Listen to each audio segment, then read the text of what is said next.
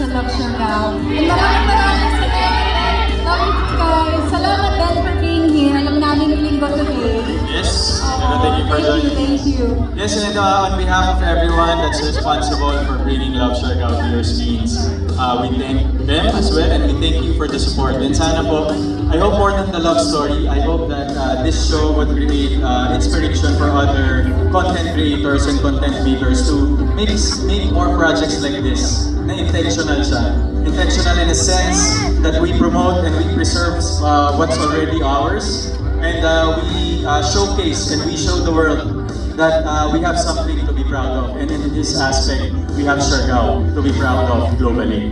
So, maraming salamat po sa inyong sa suporta at ano ba? Episode na ba itong papanoorin nila?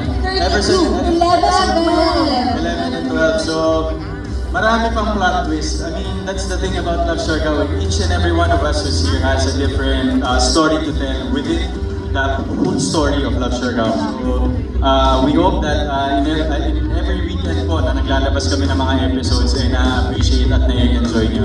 At syempre, napaproud kayo na meron tayong Siargao Island dito sa Pilipinas that we can be proud of. Thank you so much, everybody.